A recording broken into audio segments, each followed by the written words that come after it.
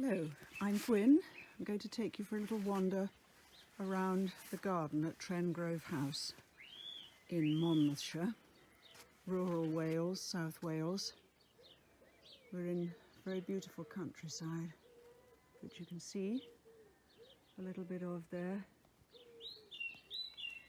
We've lived in this house for about 18 years now.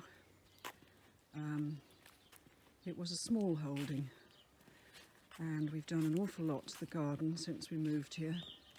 I'm a garden designer, and until a few years ago I was working very hard, and my other half also has a very busy job, 2 children, so there wasn't a lot done in the garden for a few years, except for clearing things, because it had every bit of concrete, every bit of metal, every old farming implement that you could possibly imagine, asbestos roofs on the sheds, all sorts of things like that. So we spent quite a few years clearing and then reshaping the garden.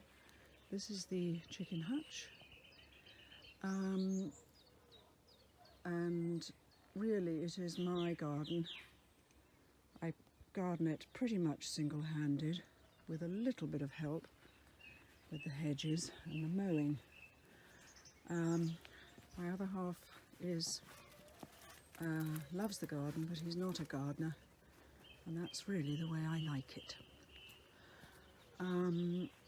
I've done everything probably not by the rules in this garden. It's very much a personal thing. There aren't a lot of fancy plants, really, just the odd one, like this beautiful Chimonanthus virginicus in a pot, which is actually sitting on top of an old apple stump, because this area of the garden was an orchard, and slowly these venerable old trees, which are over 70 years old, are falling over as the weather gets to them, and I'm replacing with crab apples and some apples.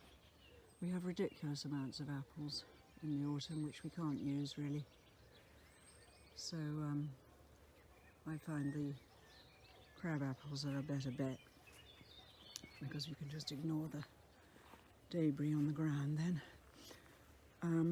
I've planted under the apple trees here, and of course the conditions have changed a lot because we've lost trees. So really a lot of this planting may have to change eventually, because some of it's shady planting and it's now in full sun. We are in the bottom of a valley here, and we tend to get a lot of weather thrown at us. We get frost, we get a lot of hot sun. If it's sunny, it seems to pancake down onto this bit of the valley here. Whatever's going, wind funnels down. So it's really quite a tricky place to garden. The soil is very light as well, so really it dries out. We get a lot of rain in the winter sometimes, not always, and then it dries out to dust within a week or two. That is quite challenging. Here we are going through a little archway in the orchard into the centre of the garden, where there is a lovely pool, which actually I didn't put in, and I probably wouldn't have put it right there, but it is there. And we've got a lot of light coming in. It's a beautiful evening, light coming in on all sides, and places that it normally doesn't particularly. This is the centre of the garden, where there's a circle of bulbs now mown down, which is there for about 5 months of the year. These 2 benches are by a blacksmith called Ambrose Byrne, and we had those made for the garden.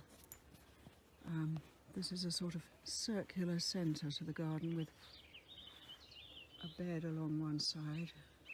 This is a difficult bed because you have to see it from every side, and the conditions can be a little bit challenging in that it's very cold. In the winter it seems to catch all the frost, and then in the summer it can be quite hot. Now we've lost a lot of big old trees. We carry on. At the back of the garden here there's a shady bed which is full of bulbs in the spring, bluebells, snowdrops, daffodils, and then we just try and keep it full of something in the in the summer, but it's not really a showpiece.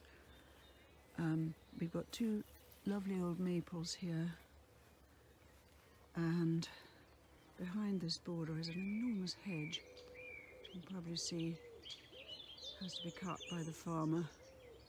We've got a lot of huge old hedges in this garden, which we inherited. They're difficult to manage, but they are wonderful for the wildlife and the birds. We do have a lot of birds in this garden. Going through another archway with a Rosa Lady of the Lake, which I hope is going to cover that arch eventually. And here we come into a rather different area of the garden, which is the meadow, which we've been mowing very carefully for all the years that we've been in the house. It was wall-to-wall thistles when we arrived here, and I've mowed it very carefully at the right times of year, and we've now achieved local wildlife site status because of the number of varieties in the meadow. We have orchids, yellow rattle, oxeye daisy, various types of buttercup, vetch, plantains, all sorts. I've got a list. Oh, there's my garden helper inspecting things. I've got a list of all the species in the meadow, and it is like an old-fashioned hay meadow now, and it's very beautiful and full of birds and insects. There's a little path there going off around the meadow. You can walk round and down to the copse on that side. So we go back into the garden here and into the double border, which is the summer border. Now this double border probably doesn't obey any of the rules of double borders. It's really just a big mix of all the plants that I like. There are lots of roses, different things. Hydrangea paniculata, which I love, that's not flowered yet. That's Vanessa Bell there. It's divided by hedges. This is an osmanthus hedge, which is clipped in a sort of wave shape. And then, I hope you can see this because the sun is just coming into the border there. It's just a big mix of all sorts of lovely things. This is a Rosa cornelia, which is a great favourite of mine. There are several in this border. Stipa gigantea, you can see that. It's just a big mix of lovely things. That's Rosa tea clipper. Just a little glimpse of that.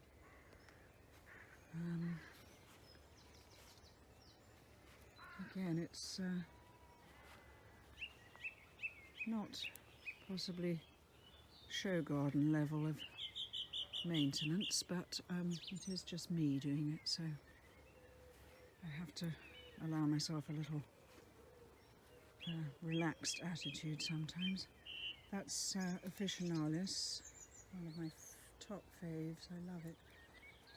And here just by one of these great big box balls is Rosa spinosissima William III, just going over, which is a lovely shrub rose.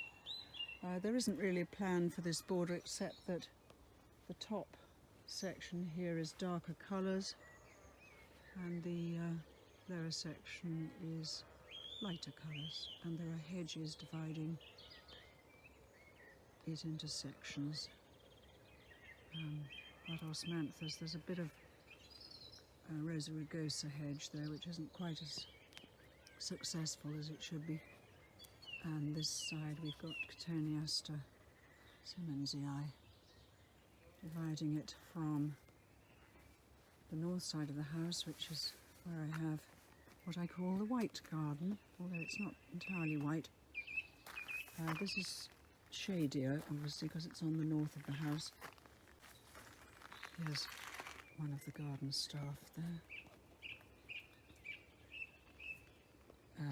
He's sitting just by, oh, scratching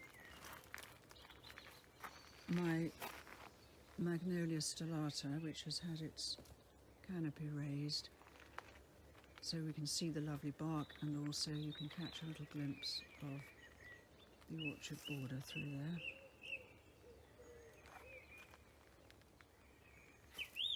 Some nice plants in here.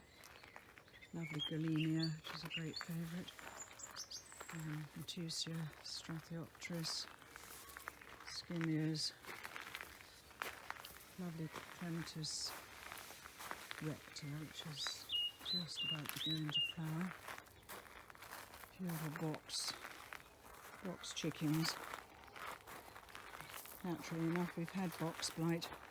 We'll just try and fight it with various things. That's looking back down the border.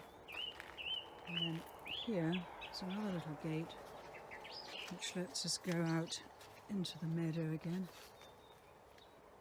You can probably just see the oxeye daisies. That's just a little tour. I haven't taken you up to the greenhouse or the working end of the garden, but I hope you've enjoyed that. And we would love to you to come and visit when we're open under the National Garden Scheme, which we hope to be again.